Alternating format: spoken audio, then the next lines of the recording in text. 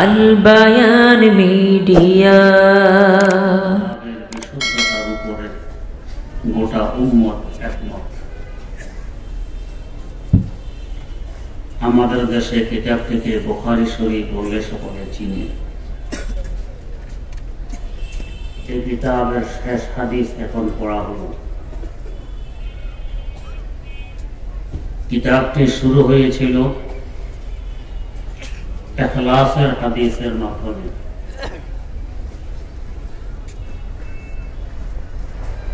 ইখলাসের সাথে যে আমল করা হয় এই আমলের ওজন বেড়ে যায়। ইখলাস বিহীন আমলের ওজন থাকে না। শেষ হাদিসে মানব জাতির আমল যে কিয়ামতের মাঠে ওজন করা হবে সে সম্পর্কে আলোচনা। প্রথমে ইমাম বুখারী রাহিমাহুল্লাহ এক টুকরা আয়াতে কারিমা দিয়ে অধ্যায় শুরু করলেন। ওয়া নাযাউল মাওয়াজিনাল কিসতা লিয়াউমিল কিয়ামা। আল্লাহ রাব্বুল আলামিন বলেন, আমি কিয়ামতের দিবস ইনসাফের পাল্লা প্রতিষ্ঠা করব।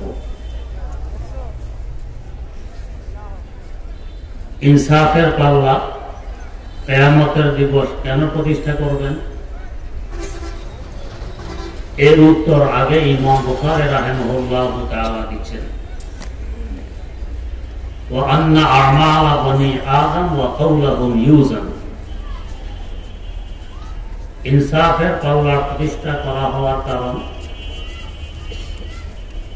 আদম সন্তানের আমল সমূহ এবং তাদের কথা ওজন করা হবে। এজন্য ইনসাফের পাল্লা প্রতিষ্ঠা করা হবে। এখানে একটি কথা বুঝা, পাল্লাকে আরবিতে বলে মিজান, এর বহু বচন মাওয়াজিন। আল্লাহ পাক বললেন মাওয়াজিন, বহু বচন, বোঝা যায় অনেকগুলো পাল্লা প্রতিষ্ঠা করা হবে। আসলে কি পাল্লা অনেকগুলো হবে নাকি একটি, এই সম্পর্কে বিভিন্ন রাওয়ায়াত আছে। কোন কোন রাওয়ায়াতের মত অনুযায়ী পাল্লা হবে একাধিক। মানুষ হিসাবে পাল্লার ব্যবধান ঘটবে, আবার কোন কোন রাওয়ায়াত অনুযায়ী আমল হিসাবে পাল্লার ব্যবধান ঘটবে। যেমন আমরা ধান চাল মাপার জন্য একরকম পাল্লা ব্যবহার করে থাকি, সোনার উপর মাপার জন্য আরেক রকম পাল্লা ব্যবহার করে থাকি, রড মাপার জন্য আরেক রকম পাল্লা ব্যবহার করে থাকি। সোনার উপর পাল্লায় রড মাপা যায় না, রড মাপার পাল্লায় সোনার উপর মাপা যায় না। তো সেখানেও নামাজ মাপার জন্য একরকম পাল্লা, রোজা মাপার জন্য আরেক রকম পাল্লা, কিন্তু বিশুদ্ধতম মাপগুলো পাল্লা হবে একটি। প্রশ্ন যাবে, তাহলে আল্লাহ পাক বহু বচন কেন বললেন? হাফেজ ইবনে হাজার আসকালানী রাহিমাহুল্লাহু তাআলা বুখারী শরীফের প্রসিদ্ধতম ব্যাখ্যা গ্রন্থ ফাতহুল বারীতে উল্লেখ করেছেন, হাশর মাঠের ইনসাফের পাল্লাটি হবে অসাধারণ বড়। কি পরিমাণ বড়? সাতবক জমিন ও আসমান যদি একটি পাল্লায় তুলে দেয়া হয়, পাল্লার ডান্ডের দুই পাশে দুইটি টুকরি থাকে। একটি টুকরির মধ্যে যদি সাতবক জমিন ও আসমান তুলে দেয়া হয়, টুকরির ভিতরে ডুবে যাবে, টুকরি আরো বড় হবে। এই বড়ত্ব বোঝানোর লক্ষ্যে আল্লাহ পাক মাওয়াজিন বহু বচন ব্যবহার করেছেন। সাতবক জমিন ও আসমান কথাটি শুনতে ছোটই শোনা যায়, আসলে এই সাতবক জমিন ও আসমান কত বড়, আমরা এর বড়ত্বের কল্পনাও করতে পারবো না। কিঞ্চিত ধারণা দেওয়ার চেষ্টা করছি। আমরা বর্তমান যেখানে বসবাস করছি এটি একটি গ্রহ, এর নাম হলো পৃথিবী। এই পৃথিবী নামক গ্রহটির আয়তন প্রায় 20 কোটি বর্গ মাইল। এই গ্রহটি যে দেশে ঘুরে বেড়াচ্ছে প্রতি সেকেন্ডে 20 কিলোমিটার গতিতে, এই দেশকে বলা হয় সৌরজগৎ। 8-9টি গ্রহ, কিছু উপগ্রহ এবং অসংখ্য ধূমকেতু নিয়ে সৌরজগৎ গঠিত হয়। একটি গ্রহ আরেকটি গ্রহের সাথে কিন্তু লেগে নেই, মধ্যখানে অনেক দূরত্ব। যেমন আমাদের পৃথিবী নামক গ্রহের সবচেয়ে কাছের গ্রহ মঙ্গল গ্রহ। এই মঙ্গল গ্রহের দূরত্ব পৃথিবী থেকে 8 কোটি কিলোমিটার। বাকি গ্রহগুলো আরো অনেক দূরে। এত দূরে দূরে ঘুরে বেড়াচ্ছে, কত বিশাল জায়গার প্রয়োজন। এই পুরো জায়গাটিকে বলা হয় সৌরজগৎ। আরেকভাবে বুঝতে পারি, সূর্যের আলো যত দূর পর্যন্ত যায় পুরাটা সৌরজগৎ। এই সৌরজগৎ যে জগতে ভাসমান ওই জগৎকে বলা হয় গ্যালাক্সি। বিজ্ঞানীরা বলেন 15,000 কোটিরও অধিক সৌরজগৎ মিলে একটি গ্যালাক্সি গঠিত হয়। তাও এই সৌরজগৎ গুলো একটি আরেকটির সাথে লেগে নেই। একটি সৌরজগৎ থেকে আরেকটি সৌরজগতের দূরত্ব তারা মাপ দিয়ে বের করেছেন। তারা বলেন যে একটি সৌরজগৎ থেকে আরেকটি সৌরজগতের দূরত্ব 33 লক্ষ আলোকবর্ষ। কি অর্থ? আলোর গতি প্রতি সেকেন্ডে 3 লক্ষ কিলোমিটার। 1 সেকেন্ডে আলো 3 লক্ষ কিলোমিটার দূরে চলে যায়। এভাবে যদি আলো চলতে থাকে সেকেন্ডে 3 লক্ষ কিলোমিটার গতিতে, সেকেন্ড নয়, মিনিট নয়, ঘন্টা নয়, দিন নয়, সপ্তাহ নয়, মাস নয়, বছর নয়, দীর্ঘ 33 বছর, 33 লক্ষ বছর যাবৎ চলতে থাকলে যত দূরে পৌঁছবে, একটি সৌরজগৎ থেকে আরেকটি সৌরজগৎ এত দূরে দূরে অবস্থান করে। এবার চিন্তা করুন গ্যালাক্সিটি কত বড়। আবার এই গ্যালাক্সি যে জগতে ঘুরে বেড়াচ্ছে ওই জগৎকে বলা হয় গ্যালাক্সি গুচ্ছ। বিজ্ঞানীরা বলেন 15,000 কোটিরও অধিক গ্যালাক্সি মিলে একটি গ্যালাক্সি গুচ্ছ গঠিত হয়। গ্রহের তুলনায় সৌরজগতের দূরত্ব যে পরিমাণ বেশি, সৌরজগতের তুলনায় গ্যালাক্সির গুচ্ছ এর থেকে লক্ষ লক্ষ গুণ বেশি। তাহলে গ্যালাক্সি গুচ্ছটি কত বড় চিন্তা করুন। আবার এই গ্যালাক্সি গুচ্ছ যে জগতে ঘুরে বেড়াচ্ছে ওই জগৎকে বলা হয় মহা গ্যালাক্সি। 15,000 কোটিরও অধিক গ্যালাক্সি গুচ্ছ মিলে একটি মহা গ্যালাক্সি গঠিত হয়। গ্যালাক্সির তুলনায় গ্যালাক্সি গুচ্ছের দূরত্ব আরো কোটি কোটি গুণ বেশি। এবার চিন্তা করুন মহা গ্যালাক্সিটি কত বড়। এত বড় মাখলুক যে আল্লাহ রাব্বুল আলামিন সৃষ্টি করেছেন তিনি কত বড়। বিজ্ঞানীরা আজ পর্যন্ত 15,000 কোটিরও অধিক মহা গ্যালাক্সি আবিষ্কার করে ফেলেছেন। চিন্তা করুন কত দূর পর্যন্ত পৌঁছে গেছে বিজ্ঞান। এরপরেও প্রথম আকাশটি কোথায় এর কোন হদিস আজ পর্যন্ত বের করতে পারেনি। কত উপরে আকাশ। দারিমি শরীফে একটি হাদিস আছে, আমাদের জমিন থেকে আকাশের দূরত্ব যেই পরিমাণ, আকাশটি মোটাও এই পরিমাণ। তার মানে জমিন থেকে আকাশের প্যাট যেই পরিমাণ দূরত্বে, আকাশের পিঠ এর থেকে দ্বিগুণ দূরত্বে। কত দূরে আকাশের পিঠ চিন্তা করুন। এরপরে আবার এই পরিমাণ জায়গা ফাঁকা, তারপর দ্বিতীয় আকাশ, ওই আকাশটিও ফাঁকা পরিমাণ মোটা। এভাবে তৃতীয় আকাশ, চতুর্থ আকাশ, পঞ্চম আকাশ, ষষ্ঠ আকাশ, সপ্তম আকাশ। 7 নম্বর আকাশটি বাকি 6টি আকাশকে পেটের ভিতরে নিয়ে আছে, চতুর্দিকে বেষ্টনী দিয়ে।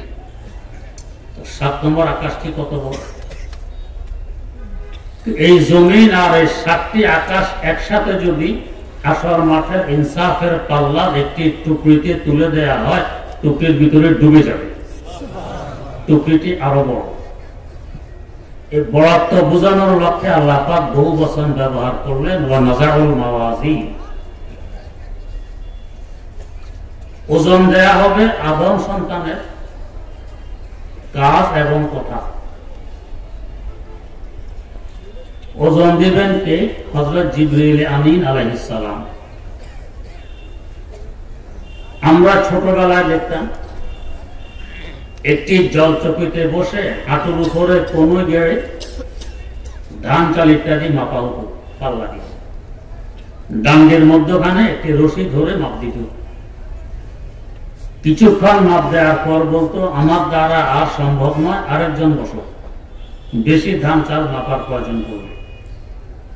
এভাবে একের পর এক পরিবর্তন হতো। কিন্তু হাসর মাঠে কোটি কোটি মানুষের কাজ এবং কথা মাপ দিবেন একা হযরত জিবরিল আমিন আলাইহিস সালাম। এই বিশাল পাল্লা তার হাতে রেখে তিনি মাপ দিবেন। শক্তি কেমন চিন্তা করুন। তার শক্তি সম্পর্কে একটু ধারণা দেওয়ার চেষ্টা করছি। পৃথিবীতে একটি সাগর আছে ব্যতিক্রমধর্মী। সাগরটি জর্ডানে অবস্থিত। এই সাগরের বাংলা নাম মরুসাগর, ইংরেজি নাম ডেড সি, আরবি নাম আল বাহরুল মাইয়িত। এই সাগরটি লম্বা প্রায় 81 কিলোমিটার, চওড়া 18 থেকে 21 কিলোমিটার। এই সাগরের উৎপত্তি কিভাবে ঘটল? বিভিন্ন তাফসীর গ্রন্থে উল্লেখ আছে, বর্তমান যে জায়গায় এই সাগরটি, এই জায়গাটি ছিল সাইয়েদানা হযরত লূত আলা নবিয়িনা ওয়া আলাইহিস সালাতু ওয়াস সালামের কওমের বস্তি। এখানে তারা বসবাস করত। এই জাতি মারাত্মকতম একটি ঘৃণিত ও নিম্নমানের গুনাহ আবিষ্কার করে।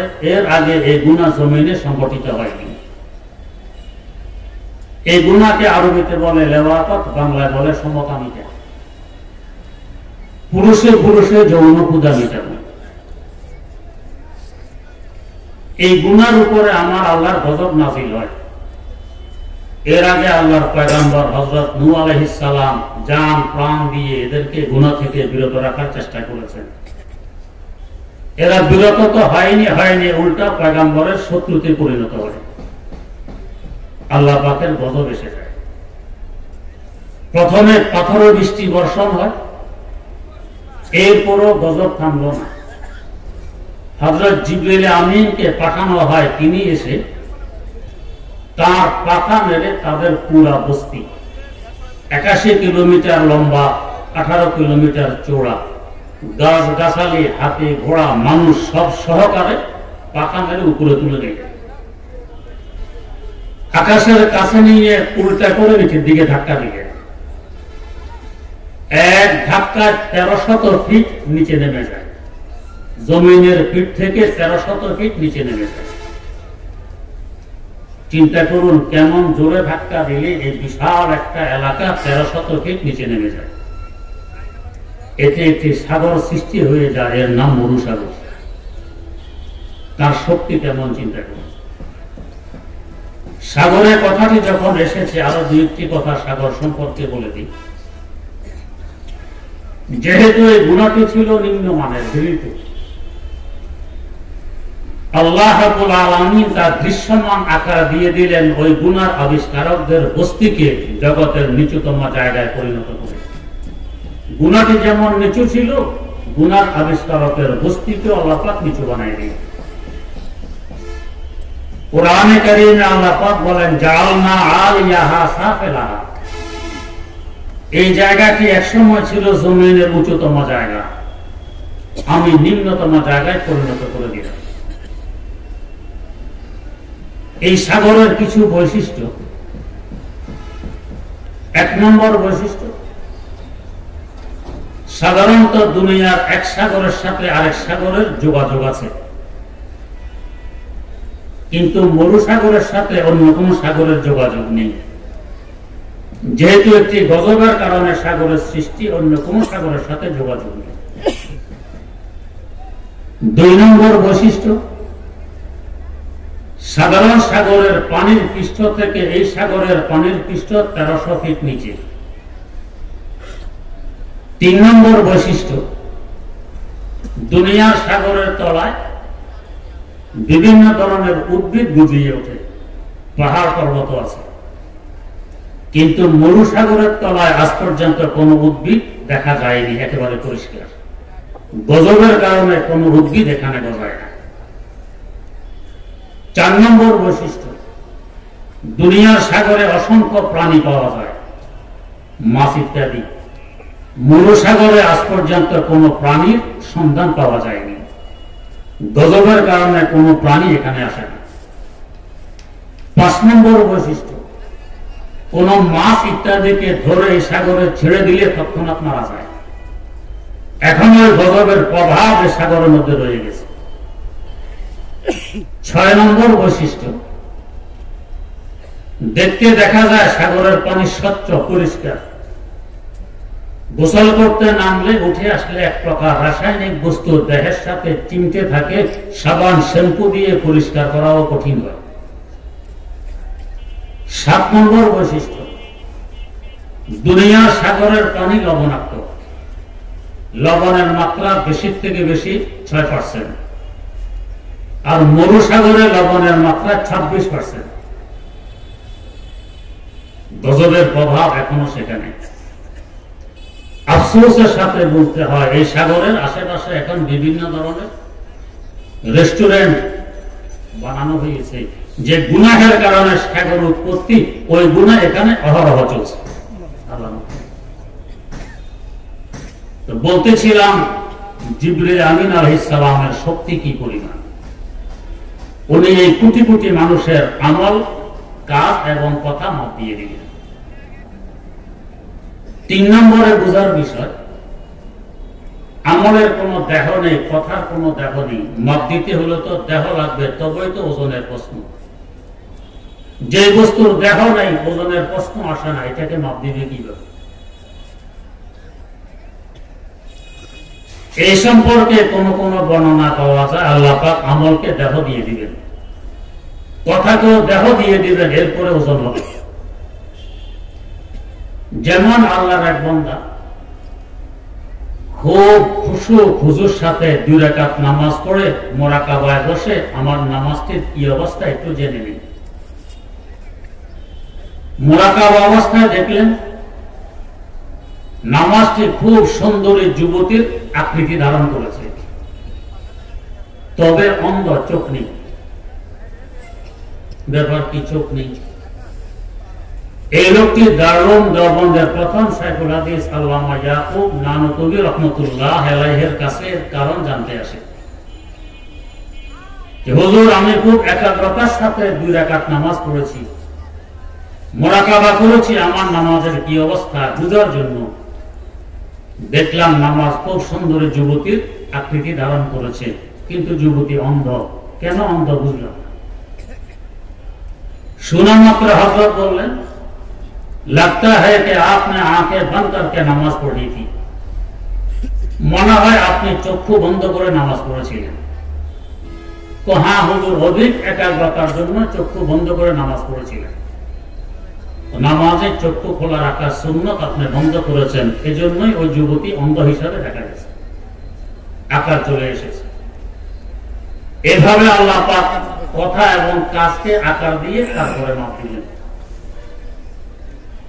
আবার কোন কোন বর্ণনা মতে আমার কথার আকার দিবেন না, বরং আমার কথার মাপও হবে না, মাপ হবে না মায়ে আমাল। আমাদের কথা এবং কাজগুলো যে লিপিবদ্ধ করা হচ্ছে ওই খাতাগুলোর মাপ দেওয়া হবে। কিন্তু অবহিতার যোগ্য মতামত হইল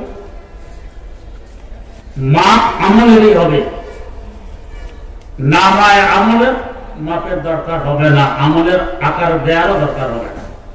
তাহলে কিভাবে মাপ দিবে? এক সময় তো বুঝাইতে কষ্ট হতো, এখন সহজ হয়ে গেছে। বর্তমান তাপমাত্রা কত এটা আমরা বলে দিচ্ছি, অথচ তাপের কোনো দেহ নেই। আমাদের দেহের টেম্পারেচার কি পরিমাণ থার্মোমিটার জিহ্বার নিচে দিলে আমরা বলে দিই এত ডিগ্রি, অথচ এই টেম্পারেচারের কোনো দেহ নেই। দেহবিহীন বস্তু মাপ দেওয়ার ক্ষমতা যদি একটি মেশিন রাখে, যে মেশিনটি আবিষ্কার করেছে আমাদের ব্রেন, এই ব্রেনের আবিষ্কারক যে আল্লাহ, তিনি কি পারবেন না দেহবিহীন আমরা কথার মাপ দিতে? নিঃসন্দেহে পারবেন। 4 নম্বরে বুঝার বিষয়, আমরা একটি প্রতিষ্ঠানের হিসাব শেষ করতে কয়েকদিন, কয়েক সপ্তাহ, কয়েক মাস লাগিয়ে দিই। আর কোটি কোটি মানুষের শুরু থেকে শেষ পর্যন্ত সকল হিসাব আসল মাঠে দেয়া হবে, নেয়া হবে কত কোটি কোটি বছরের পরে। এত কোটি কোটি বছর লাগবে না। কেন লাগবে না? তো প্রথমে তো হাসর মাঠের মানুষগুলো 3 ভাগে বিভক্ত হবে। এক ভাগ হবে এদের কোনো গুনাহ নেই, ঈমান আছে, সাথে শুধু নেক আমল, কোনো গুনাহ নেই, এদের আমল মাপ দেওয়ার প্রয়োজন নেই, এরা বিনা হিসাবে জান্নাতে চলে যাবে। আল্লাহ পাক আমাদেরকে এদের অন্তর্ভুক্ত করুন। এদের মধ্যে প্রথম নম্বরে হযরতে আম্বিয়ায়ে কেরাম আলাইহিমুস সালাতু ওয়াস সালাম, তারা মাসুম, তাদের কোনো গুনাহ নেই। 2 নম্বরে হযরতে সাহাবায়ে কেরাম রাদিয়াল্লাহু তাআলা আনহুম, তারা মাহফুজ, আল্লাহ পাক তাদেরকে সংরক্ষণ করে হাসর মাঠে উঠাবেন, মাপ দেওয়ার প্রয়োজন পড়বে না। 3 নম্বরে অপ্রাপ্ত বয়স্ক ছেলে আর মেয়ে, এদের গুনাহ নেই যেহেতু বয়স্ক, এরা বিনা হিসাবে জান্নাতে। 4 নম্বরে যারা পাগল, এদেরও হিসাব হবে না, বিনা হিসাবে জান্নাতে।